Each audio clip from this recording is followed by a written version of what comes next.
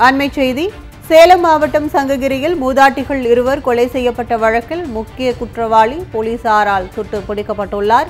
கொலை வழக்கில் தேடப்பட்ட ஐயனார் என்ற நபர் தலைமறைவாக இருந்த நிலையில் சங்ககிரி போலீசார் துப்பாக்கியால் சுட்டு பிடித்தனர்.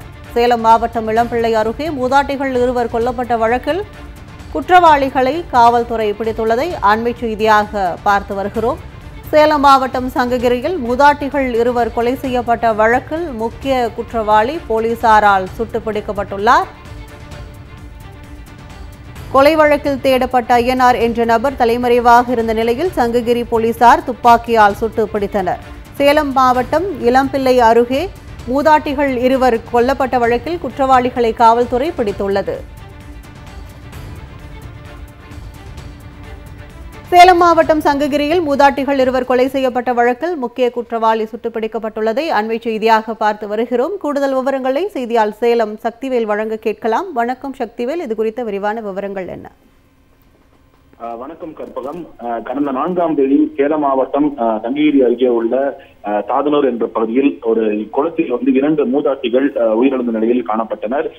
இந்த உடல்களை கைப்பற்றிய காவல்துறையினர் இது குறித்து விசாரணை மேற்கொள்ளும் போது இந்த 2 மூதாட்டிகளையும் நகைக்காக கொலை செய்து குளத்தில் வீசியது தெரிய வந்தது.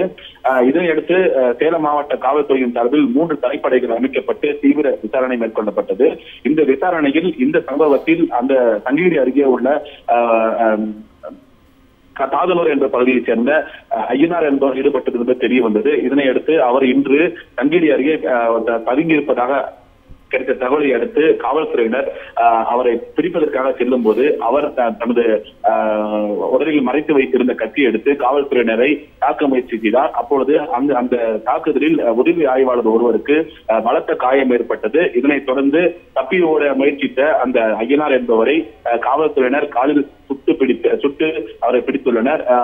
தற்போது சிகிச்சைக்காக சங்ககிரி அரசு மருத்துவமனைக்கு முதலுதவி சிகிச்சை அளிக்கப்பட்டு தற்போது மேல் சிகிச்சைக்காக சேலம் அரசு மருத்துவமனைக்கு அழைத்து வரப்பட்டுள்ளார்.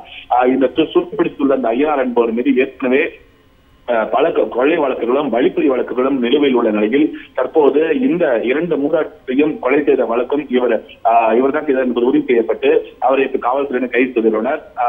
சம்பவம் நடைபெற்ற 48 மணி நேரத்தில் குற்றவாளி ஐயனாரை பிடித்த சம்பவம் சேலத்தில் ஒரு பரபரப்பை ஏற்படுத்தியிருக்கிறது. கற்பகம், விவரங்களுக்கு நன்றி சக்திவேல்.